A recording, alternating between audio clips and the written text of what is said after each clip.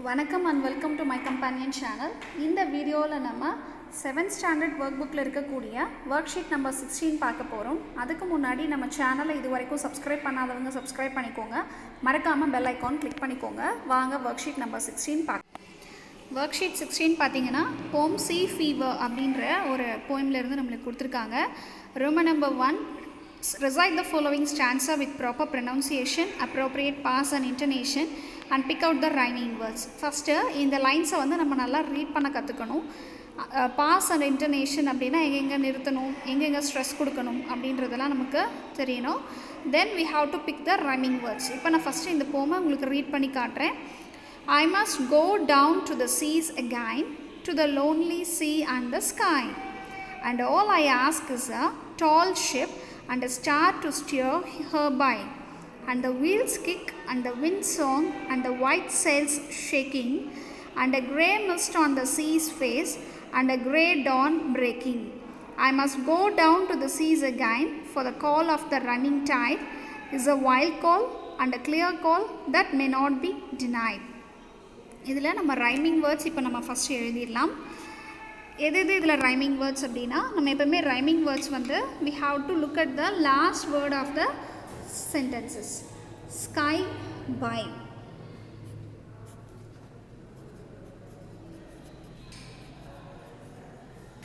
then shaking, breaking,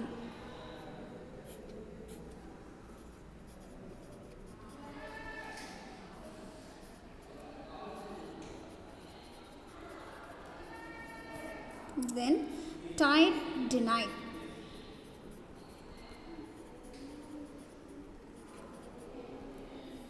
that's all.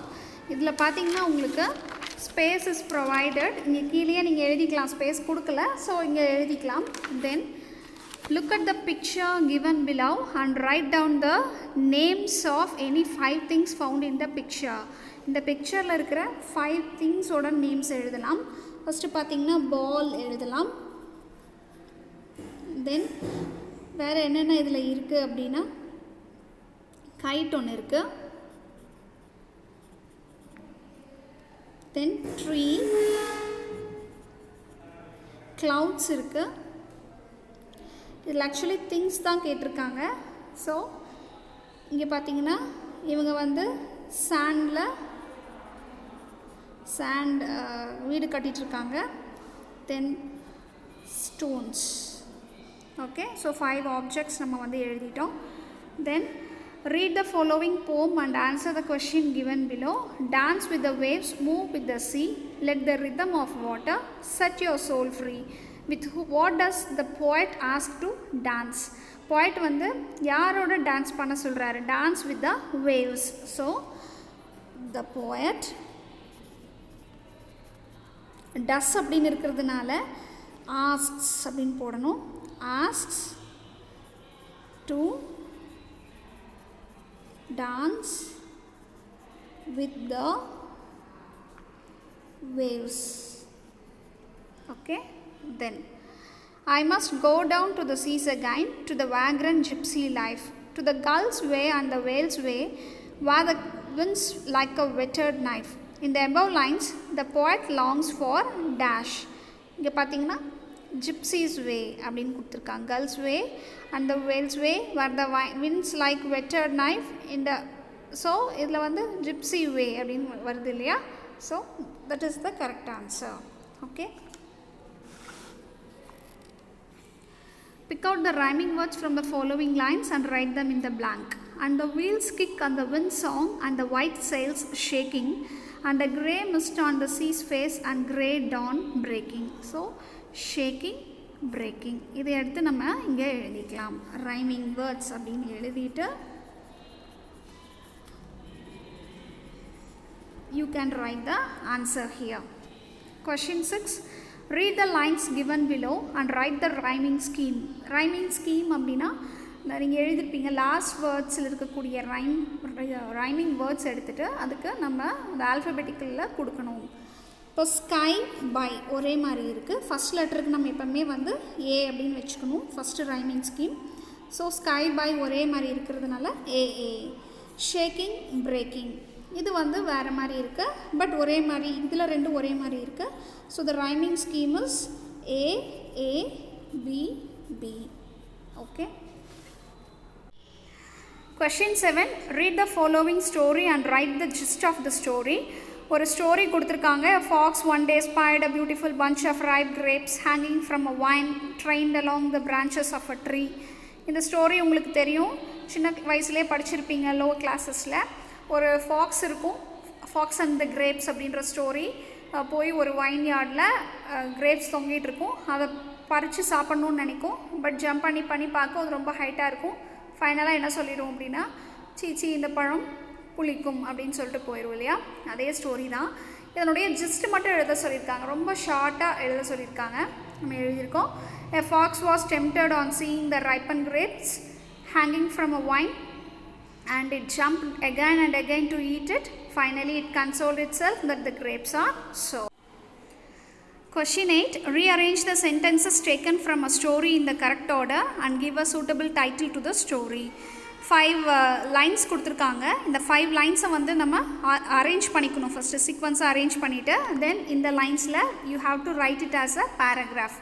First line பார்த்தீங்க அப்படின்னா, one stormy night a ship was wrecked at sea. Second line வந்து all the passengers on board drowned except Gulliver. Third one வந்து Gulliver reached the land of Lilliput. Fourth one, Gulliver was hailed as the hero and lived in Lilliput for many years.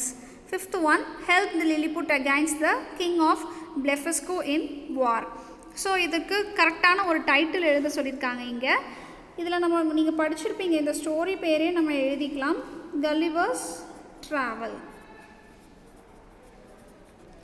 That's all.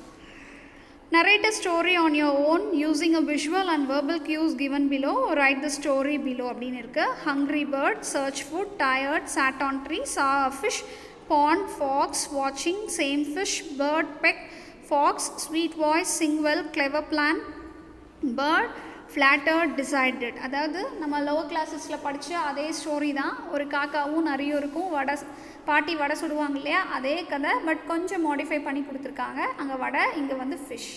ஒரு bird இருக்குது, அந்த bird வந்து பார்த்திங்க அப்படின்னா ரொம்ப பசியாக உட்காந்துட்ருக்கு. அப்போ அங்கே ஒரு பாண்ட் இருக்குது, பாண்ட்லேருந்து ஒரு ஃபிஷ் எடுத்துகிட்டு போனதுக்கப்புறம் அங்கே ஒரு ஃபாக்ஸ் வருது. 2 பேரும் ஒரே ஃபிஷ்ஷை பார்க்குறாங்க, பட் பேர்டு வந்து ஃபஸ்ட்டு எடுத்துகிட்டு போயிடுது. அப்போ வந்து ஃபாக்ஸ் சொல்லுது, ஒரு கிளவர் பிளான் போடுது. அதில் சொன்ன மாதிரியே காக்கா நீ ரொம்ப அழகாக இருக்கேன்னு சொல்கிற மாதிரியே பேர்ட்ட வந்து your voice is so sweet, please sing a song அப்படின்னு சொல்லுது. உடனே அந்த பேர்டு எதுவுமே புரியாமல் பாட ஆரம்பிக்குது. So the fish fell down. இந்த ஸ்டோரி தான். இதைத்தான் நம்ம இங்கே எழுதியிருக்கோம். Once there was a bird who was very hungry. It searched for food here and there. It became so tired and sat on a tree. It saw a fish in the pond. It was happy and caught the fish and sat on the tree.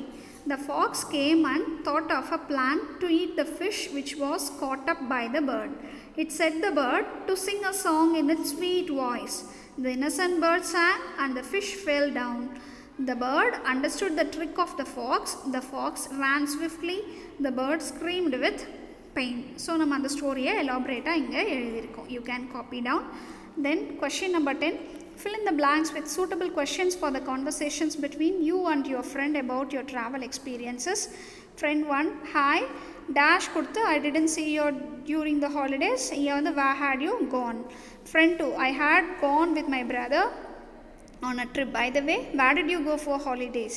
Friend 1, my best trip was the one to Bangalore. I loved the botanical garden there. Did you come on a trip to Mahabalipuram? Yes, I came on a trip to Mahabalipuram. I enjoyed the trip thoroughly. Okay, come, let's go to the park. Our friends are waiting for us. Okay, let's go. That's all.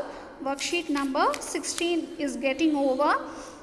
Simple தான். கொஞ்சம் நீங்கள் வந்து time spend பண்ணிங்க அப்படின்னா உங்களுக்கு ஈஸியாக புரியும். That's all. You can copy. And ஒரு ரெக்வஸ்ட் என்ன அப்படின்னா, ஜஸ்ட் ஆன்சர்ஸ் மட்டும் பார்த்து எழுதாமல் இது எல்லாமே புரிஞ்சுக்கணும் அப்படின்ற ஒரு நோக்கத்தோடு எழுதுங்க. கவர்மெண்ட் நம்ம வந்து எல்லாமே தெரிஞ்சுக்கணும், கவர்மெண்ட் ஸ்டூடெண்ட்ஸும் வந்து நிறைய விஷயங்கள் தெரிஞ்சுக்கணும் அப்படின்றதுக்காக எஃபர்ட் எடுத்து கொடுத்தது தான் இந்த புக்ஸு. ஸோ அதை வந்து நம்ம யூஸ் பண்ணிக்கலாம். வெறும் ஆன்சர்ஸ் எழுதுறதுனால எந்த பலனும் நமக்கு கிடைக்க போகிறதில்ல. நமக்கு நிறைய நாலேஜ் கிடைக்கணும் அப்படின்ற நோக்கத்தோடு எழுதுங்க.